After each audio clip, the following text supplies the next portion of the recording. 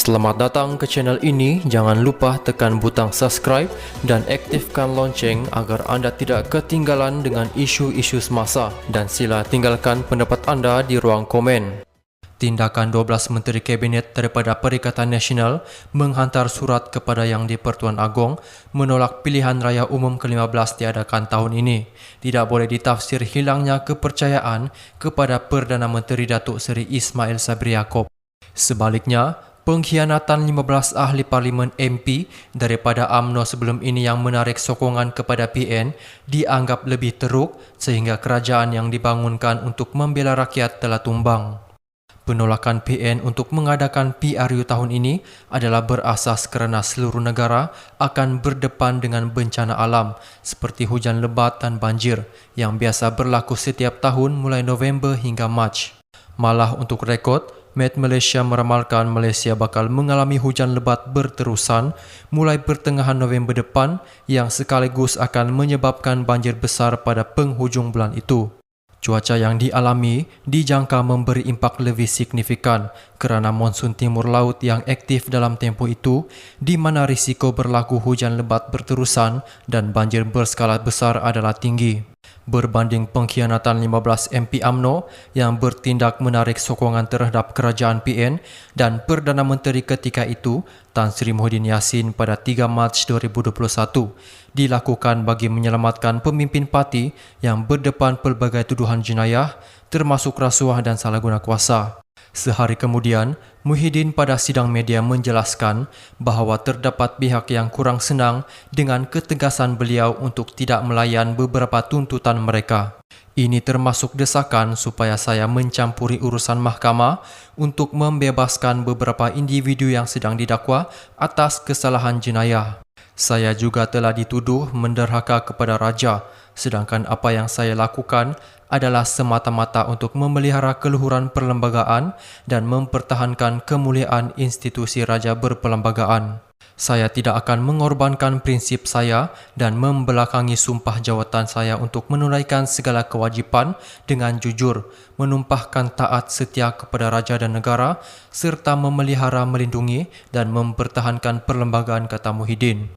Terdahulu, Setiausaha Agung UMNO, Datuk Seri Ahmad Mazlan berpendapat keabsahan kerajaan ketika ini semakin berkurangan dengan tindakan 12 Menteri Kabinet PM mengutus surat kepada Yang di-Pertuan Agong berhubung pendirian gabungan itu menolak PRU15 diadakan tahun ini. Menurutnya, langkah 12 Menteri Kabinet PN itu mengurangkan sebanyak 40% keabsahan kerajaan sedia ada. Ia tindakan 12 Menteri Kabinet dilihat sesuatu yang tidak baik berlaku dalam kerajaan pentadbiran sekarang apabila ada 12 Menteri tulis surat sedemikian rupa.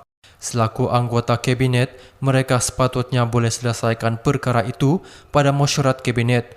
Oleh itu, pada pandangan saya, ia tidak wajar dibuat kerana sepatutnya Menteri membincangkan ketidaksetujuan dalam Kabinet, bukan diumumkan di luar.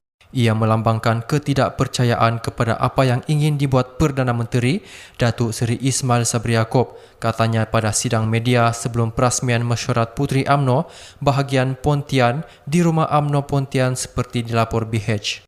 Bagaimanapun, pendapat Ahmad disanggah oleh Setiausaha Agung PN Datuk Seri Hamzah Zainuddin yang berkata isu sokongan kepada PM adalah perkara berbeza berbanding pendirian PN berhubung pembubaran parlimen pada PRU15.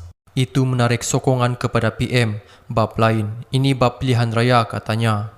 Beliau menjelaskan mengenai isu sama ada surat daripada 12 anggota Kabinet PN kepada Yang di-Pertuan Agong bagi menyatakan pendirian tidak bersetuju PRU15 diadakan tahun ini juga. Bererti PN menarik sokongan kepada PM. Mengulas surat berkenaan, Hamzah dilaporkan berkata pendirian mereka dibuat berdasarkan konsensus dalam kalangan parti komponen PN yang tidak bersetuju PRU15 dilaksanakan ketika musim tengkujuh dan risiko banjir besar. Kami menteri-menteri terima arahan untuk tidak mahu diadakan PRU pada masa terdekat kerana kita mengikut keputusan parti, katanya. Terdahulu, Timbalan Presiden PAS, Datuk Seri Tuan Ibrahim Tuan Man mengesahkan semua 12 menteri daripada PAS dan Bersatu mewakili PN menghantar surat kepada Yang di-Pertuan Agong bagi menyatakan pendirian tidak bersetuju jika PRU15 dilaksanakan tahun ini. Anggota Kabinet PN tidak bersetuju PRU15 diadakan tahun ini atas faktor musim tengkujuh yang diramalkan berisiko mencetus bencana banjir besar hujung tahun ini, selain faktor pemulihan ekonomi yang memerlukan tumpuan penuh kerajaan. Baru-baru ini, Ketua Pemuda UMNO, Datuk Dr. Ashraf Wajdi Dusuki membangkitkan persoalan sama ada surat daripada anggota Kabinet Bersatu dan PAS itu boleh dianggap sebagai mereka hilang kepercayaan kepada PM.